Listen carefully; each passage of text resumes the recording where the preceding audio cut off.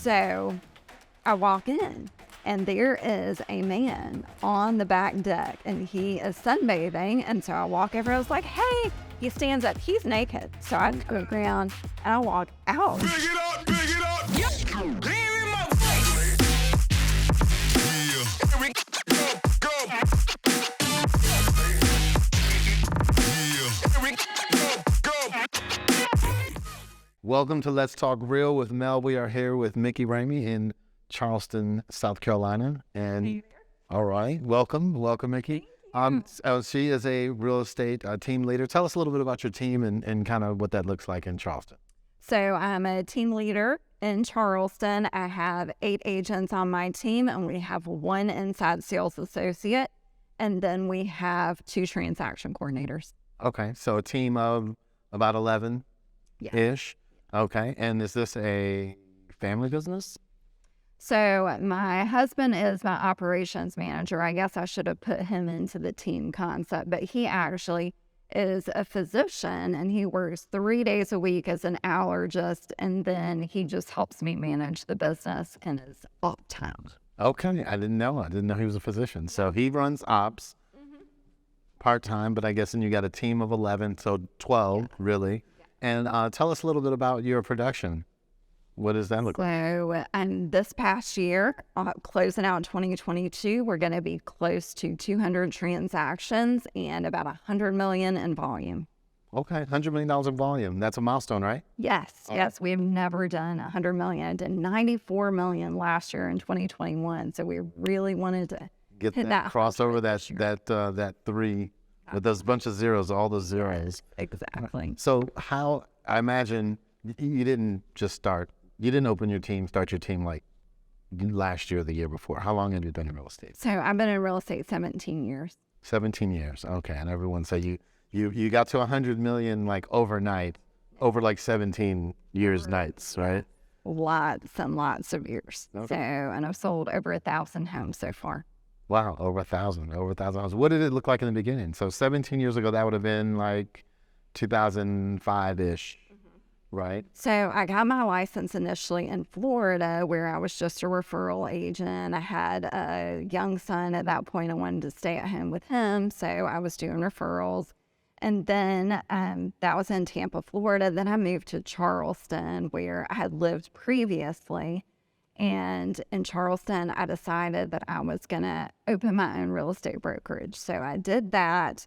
In 2008, I opened Healthy Realty is the name of my company. Healthy Realty, independent brokerage, yes, right? Okay. Yes, and 2008 was a brilliant time to start a real estate company, right? Yeah, nothing happened in economic crisis. Right. Yeah. Nothing like that. So, well, actually, for me, it was really good. I was a teacher before I was a realtor. So, you know, my financial goals, I didn't have a high bar there. I was able to transact, 3 to 4 deals. If I could do that, I would make as much as I did as a teacher.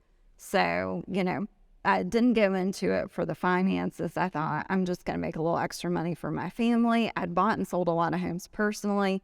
So I just thought that I could do real estate better than the people that had helped me. Okay. And I hear that a lot, that a lot of people get into real estate because either they had a less than satisfactory experience with their realtor. Was that what it was for you? Or did you just see other realtors in the marketplace and you knew you could just do better than them? I know my first experience with a realtor was I was engaged. My husband and I were going to get married, move into our first house. So we looked for homes with a higher end realtor, and she had me like crying in her real estate office saying I had to make an offer on this house today or it was going to be gone. I couldn't think about it overnight, which, may or may not have been the case. But to put that kind of pressure on a buyer is not okay. So yeah, and a young couple buying their first home together. Oh my gosh, that house was $100,000. It was more money than I had ever dreamed of having at that point when I was 22 years old. That was in Tampa? No, that was actually in Charleston. I lived in Charleston before I moved to Tampa. I moved a lot over, right after I got married. My husband did medical school in Charleston. Then we moved to Winston-Salem, bought a house. Then we moved to Tampa, bought a house. Moved back to Charleston. So in moving, I thought, well, I can do real estate. I move a lot. Right, move a lot, buy a lot of houses, sell a lot of houses. We can do this. And so I guess I'm just thinking Charleston, 100,000. I don't know 100,000 is probably not going to get you very much in Charleston anymore. And it's a little harder. I could have bought for $100,000. I didn't because the agent freezed me out, and I ended up renting for 2 years. And then I talked my landlord into selling me the house that I was renting. But that same house now is worth a little over $600,000. Wow, 600, a 5x, 6x return.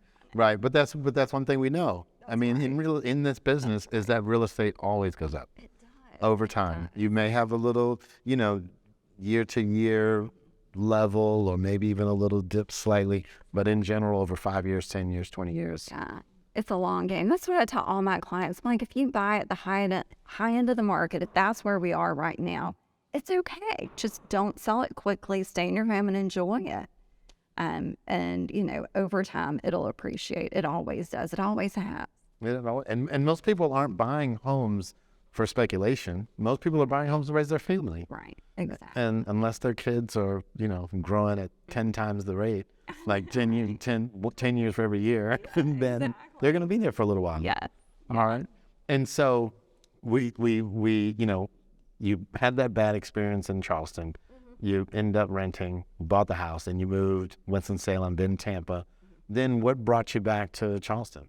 My husband's job. So he was able to get a job in Charleston. We moved back there, and I had my real estate license at that point. So I had to work with another company for a year in Charleston. You have to be a licensed agent for 3 years before you can be a broker. Okay, in South Carolina. Okay.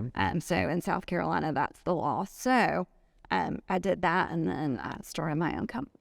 Okay. And so you had your, solo operation, solo agent at that time, and then did your 3 years, then started a company. What did that look like at that time? I mean, did you rent space, or, were you working out of the house? Just me. I worked out of my home, so it was just me. I was the only realtor at Healthy Realty at that point. So, okay. And I you got to start somewhere, right? I know. And I really started the company just to do my own personal transactions. I never really thought that I would, have a larger real estate company or do anything major with real estate. But it turns out I was pretty good at real estate. So my first business,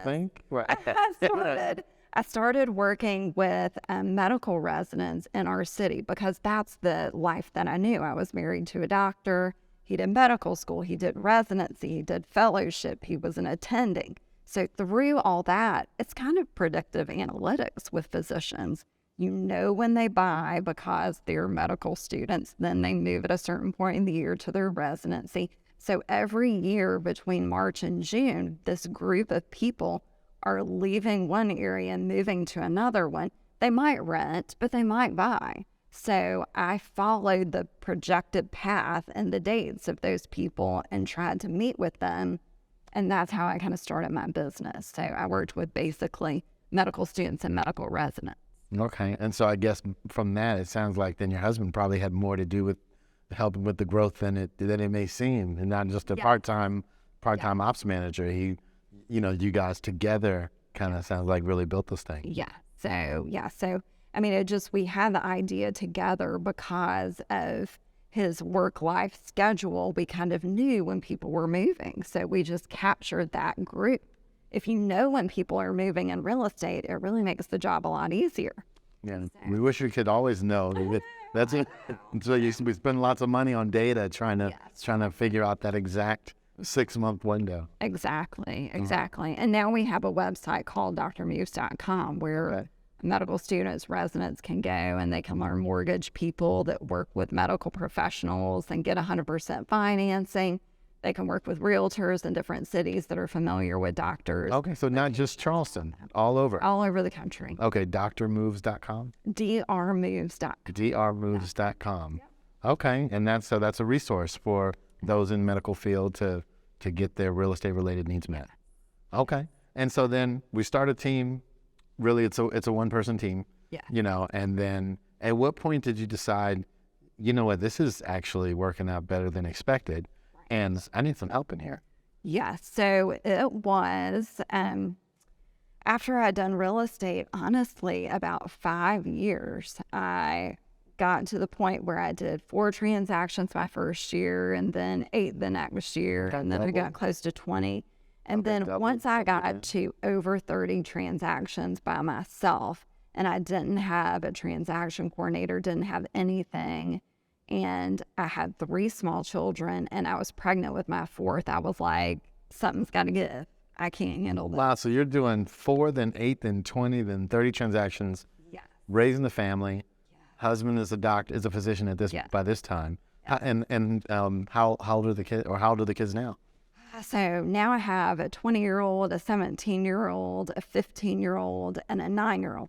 But at the time I started the company in 2008, I had a 5-year-old, a 2-year-old, and a 4-month-old when I started my business. It's all a blur. Right. As I say, I don't even remember when I don't even remember Pampers. It seems so long ago. So you're showing houses, you're pregnant, you're sometimes bringing children with you. One of my clients just texted me a picture of me with my baby at a showing with her. She's like, you remember this? You brought your baby to the showing. I'm like, I don't remember. It's all a blur, but thank you for the picture. And that's awesome. So Superwoman. You do well. I don't know about that. It's very nice to have clients that, love working with you so much that they'll let you bring a baby if you need to. So. I know. I'm sure the school system was not as understanding. You couldn't bring them to school to teach classes, right? I know. All right. So then, okay. So we decide. Listen, it's overwhelming at this stage.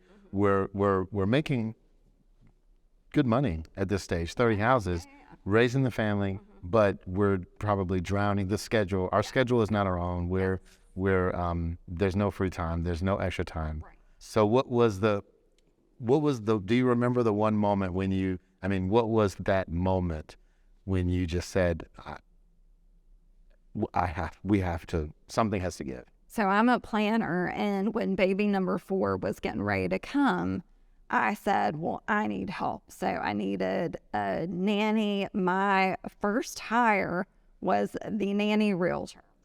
I was gonna guess. So someone who was willing to watch my children and let me pay for her real estate license, so she could, if kids were sick and they really wanted mom, that I could stay home and she could show houses or whatever. So the nanny realtor was my first hire. Wow, you could probably, I wanted to, you get that domain, nannyrealtor.com. I know. So how did that work? Did you? Well, it was hard. So I had 4 nanny realtors, and finally I got one that was a better realtor than was a nanny. So I was like, okay, we've got something here. We've got one that she is so good. I want her to do full-time real estate. And I'm going to figure out something, I'm going to get another nanny. So I was able to have a realtor and a nanny and not a nanny realtor. Okay. So, did the first 4 nanny realtors or the first 3 nanny realtors, did they finish school? Did they actually get the license? They did real estate and got a license. Oh, you did? You took them through. Wow. That's a heck of a program. I know. But then they decided that, they like being with children more than real estate. So. Okay. And you found one that liked real estate more. Yeah. And then so she joined the team. So was she did she end up being your first buyer's agent? Yes. Okay, so she's your first buyer's agent. And then I hired a transaction coordinator at the same time. So I had an in-house transaction coordinator and a buyer's agent pretty quickly together. And then within just a couple of months, I hired another buyer agent. So I had 2 buyer's agents and 1 transaction coordinator, and was able to, send them more business. And at that point, I started buying leads. So once I had 2 team members, it wasn't just medical people that I was working with. I bought leads from Zillow. Way back in the day when you bought leads from Zillow, they were so inexpensive and so good. What year is this now? Oh gosh, and this was, 2013 was when the 4th child was born. So this was 2014. Okay, oh yeah, right in the, early adopter. So but a lot of growth in a short period of time, like almost microwave growth. We've got a 4th child, we've got a new baby, we've got 5 different nanny realtors, 2 buyer's agents, a transaction coordinator, and so was the TC, the transaction coordinator. She was also doing administrative Because what was she full time? Check my email, and she would do transaction coordination. So that was her main role. Okay. And so what type of growth did you see in your business from, I guess, in that? Because all that sounds like that all happened probably, within a 6-month period? Yes, yeah. So we pretty quickly doubled our volume. 30 to 60. 30 to 60 pretty quickly. And just 3 years before that, you were at 4. So from 4 transactions a year to 60 transactions a year. Okay. And now to fast forward a few more years, and you're at 200 transactions. Yeah.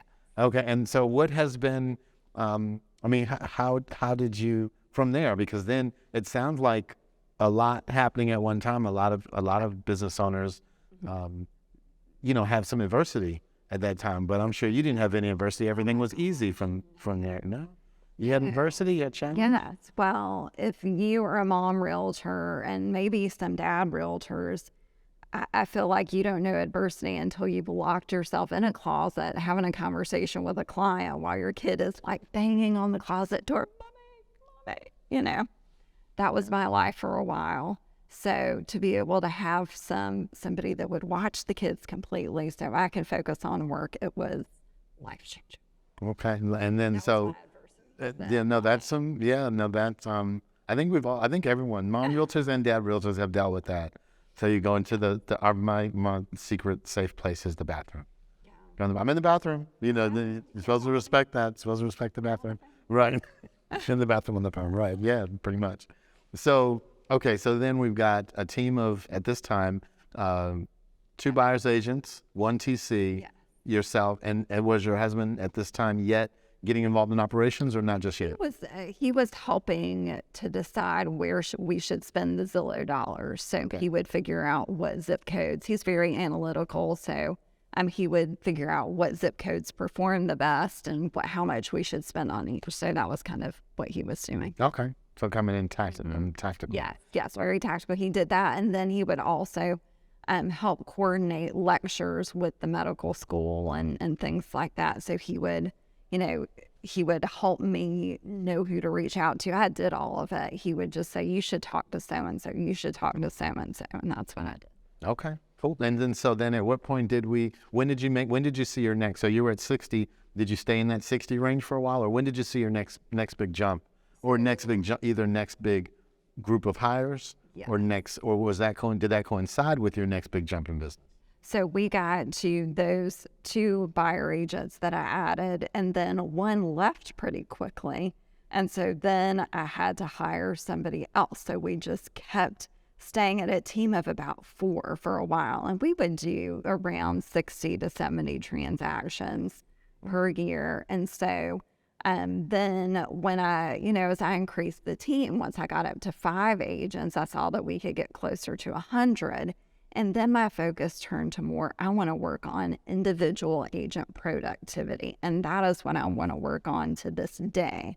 That's how I feel like I can grow a team of 8, 9 agents to do what they want to do with real estate. Is if I can get each of them to do 2 transactions a month, I'll help them create a nice, repeatable, scalable business. So that's my goal. I want them to do at least 2 a month. So if you could get something more than that. And so that 24, that was kind of a sweet spot. One an agent to do 24 transactions in a year. Yeah. Okay. And it sounds like you're right there with your numbers. We're right there with our numbers. So, we're close to that. I'd like to, I tell my team, I'm like, well, Jesus had 12 people, so maybe we need a couple more. Right. We need a couple more. So we've got 8 right now. I'd love to have a team of, no more than 12, because I just like knowing all my team members. I like knowing what their families are like and what their finances are like and what they need from our team. So I don't want to grow big. I like having a small, high-producing team. And keeping the personal touch, too. I mean, culture is big to us. Like we, talk to each other about non-real estate things. So I'll just call and be like, hey, what's up? I haven't seen you in a couple of days. You've been out showing houses. So, I just love everybody on my team. And, we love to be together and have fun together. That's awesome. So, and so my next question is, I'm sure there had been some significant adversity in that time period. Yeah. I have some big adversity. So everybody knows in 2020 that the whole world had adversity. So I had a team in 2020 that quit. Like everybody quit because it was almost impossible to build culture in 2020. You know, you can come into the office. One of our agents was actually immune compromised, so she couldn't be around other people. So we weren't together. We weren't connecting. We didn't Zoom here and there. But it just, there was no bond. There was no connection. So basically my whole team left in 2020. I was in tears. I told my husband, I can't do this anymore.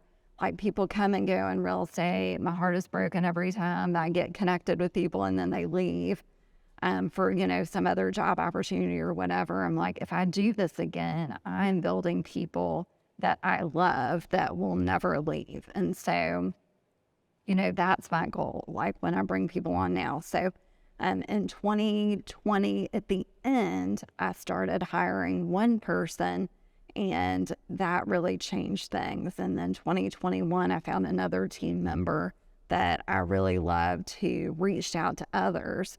So since the beginning of 2021, I've just really been focused on building a team of people that can be loyal to each other, that we really care about each other, know about each other. So we're at 8 now. It's not like the right team member is Yes. is important. But literally, it was like even my transaction coordinator left in 2020. Oh, so so what does it Like me, we're back to back to the solo agent? Now, did any of those team members come back or? No. Okay. So you moved. It sounds like you moved on bigger and better. Everything happens for a reason. Everything happens for a reason. I am so much happier now than I've ever been in my whole real estate career. And it's because I'm surrounded by people that I love. Like, that is 100% the reason. And so I hope they never leave. I'll be really devastated. Right. I'm sure they will. What would you say to the aspiring agent out there, or the aspiring small business person? Because, real estate just happens to be, the business that, or one of the businesses that we're in. But some of the principles, it doesn't matter whether it's real estate or a different business. What would you say to the young business person out there that's got 3 kids, one on the way, trying to raise a family, trying to start a business? Like, what would you say to that person that can't even imagine, just like you couldn't even imagine being where you are now, right, with 200 transactions, $100 million in business from 4 transactions? What would you say to that person to keep them going? How would you encourage that person? Well, I think hard work is essential in this business. So, showing up and doing the work is so important. I've got agents that have come through the team that show up a couple minutes late to a meeting, and then they do this and that. To somebody who is really aspiring to make a difference in their clients' lives and on their team, you have to show up before you're supposed to show up. You have to go above and beyond. And you can do that with children. Your schedule's going to look different. So, when my kids were little, I really I couldn't wake up earlier than them because they woke up at like 5:30. So that was out of the question. But when you put them to bed, you just have to do other work. And the 100% answer to that question is you have to be on a team. You have to have a village around you that is going to help you get through that hard phase of life. So, you've got to have a real estate team. You have to have a supportive network at home, whether it's, your spouse or parents or, aunts, uncles, whoever, friends that can help you with your kids. It just has to be a team sport in life, like with your relationships and with your business. And that's a good point. I think we oftentimes in our coaching, and, you're a student, I'm a student, always learning. But there's always a big emphasis on what to do with your business, how to get your business moving forward. But we probably, at least I'm, I don't, as much really think about how that business, whether it's successful or unsuccessful, impacts our personal life and having that support system at home. And so that's something that I'm working on, but it sounds like you seem to have it nailed down. Well, my 20-year-old has a real estate license, so that's exciting. So, they haven't hated real estate so much that they don't want to do it. They've seen me do it, and I'm loving. I'm passionate about real estate. So, both of my boys, my 20-year-old and my 17-year-old, say they want to go into real estate. I'm like, okay, are you sure? They're just right. It's really hard sometimes. People aren't nice all the time, and, you want to protect your kids, and this business can be hard. You work really hard for absolutely no money sometimes. Yeah, no, that's the nature. But without risk, there can be no reward. That's right. That's right. So, but they, in terms of family, my husband and I are big on protecting vacations. We always take vacations in our family, and we always serve as a family. So we support a group called One World Health, and we're excited to go to Nicaragua this summer, and we take our whole family, and then we go to medical clinics and serve people that don't have health care. But just protecting family vacation time, protecting serving time. We get their little tails to church, whether they want to go or not, every Sunday. Like, we just do things as a family. Early on, my husband and I would do our own thing, when we tried to serve the community or do just different involvements. And we decided, we have to do this as our whole family. Time is limited. So if we can serve together, then, it really bonds us together as a family. That's awesome. And getting everyone involved. So not just in church, but also in the community. And we made internationally. Last Saturday, we made them go to church. They had to be up at 7 o'clock. And we have this thing called Yard Give at our church every December, where we go and all the church members just bring things from their house. And it's like a yard sale, but it's a yard give. We just give things away. And they did not want to get up on Saturday morning. I'm like, get your butt out of bed. Right. Here we go. You're going to help the less fortunate. You have all you need and more, so you're going to get your butt out of bed and help people. That's awesome. That's awesome. Tough love. Yeah, no, that's good. The lessons that we teach our children now carry through. That's true. So that tough love and that spirit of giving that you're giving to them at 17 or 9 is gonna, when they're 49. That's right. And 37 and 77. My goal is to raise, my boys. I want them to be, good spouses, and my daughters to be good spouses someday if they choose to get married. And I want them to give back to people that have less than they do. I mean, it's a big deal too, because right now I feel like there's so much dishonesty and disloyalty in the world. I'm like, I'm at least going to do my part with this family, that we're going to raise them up so they want to serve people. So that's awesome. That's awesome. Cool. Yeah. All right. So, quote of the day. All right. That reminds me. 90% of all millionaires become so through owning real estate. More money has been made in real estate than in all industrial investments combined. The wise young person or wage earner of today invests their money in real estate. Andrew Carnegie. That's our quote of the day. So we call this obviously Let's Talk Real. Give me I always like to hear, give me a real story, a real moment, a situation that you had. I'm sure, you've got several, but is there one that stands out of a scenario or a situation that was kind of a crazy scenario? No, so we were talking about this a little bit before the podcast started. So my funniest showing experience was I was showing my mom and dad a house because they wanted to move to Charleston to be closer to their grandkids. So, I walk up to showing like any other. I'm getting in off the lot box, walk in. The house I knew that, it was vacant. So I walk in, and there is a man on the back deck, and he is sunbathing. And so I walk over, I was like, hey, he stands up, he's naked. So I go around and I walk out of the house to my mom, and I'm like, what? You don't further the conversation at that point. You don't want to go in there. I was like, let's just go down to the car, and then I'll tell you what's going on. And so I walked down to the car with her. I was like, there is a man, and he is naked on the back porch. So I am sure you do not want to go into the showing. So I called the listing agent. So the funniest part is when I called the listing agent, I'm like, hey, do you know there is literally a guy here and your owner is like out here, you know, sunbathing naked during our scheduled showing time. He's like, my guy's out of town. He's not there this weekend. I was like, there's some random naked person on the back deck of this house. Do you know what's going on? He's like, oh, there was some guy that was going to go watch the house and check on it. And he's watching them all right. Like, oh, I don't know if he's watching it too much. He's just hanging out. Literally Hanging out.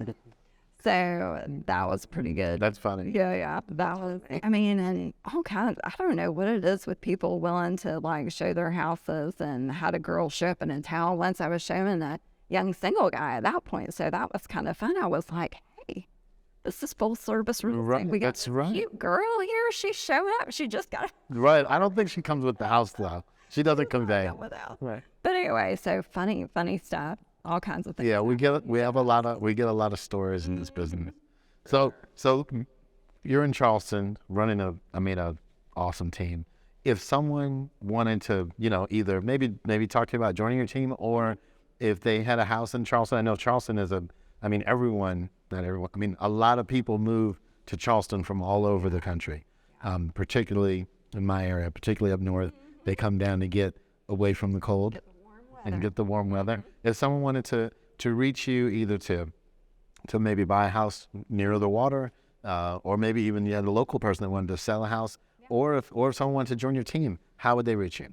So the best way to reach me is just text me, and my number is 843-478-1684, or Instagram. Moving with Mikki is my Instagram handle. Okay, and how do you spell Mikki? So moving, MOVING, with Mikki, MIKKI. Got it. Okay, moving with Mikki. That's your Instagram. That's it. Awesome. Good job. Thank you. Big it up.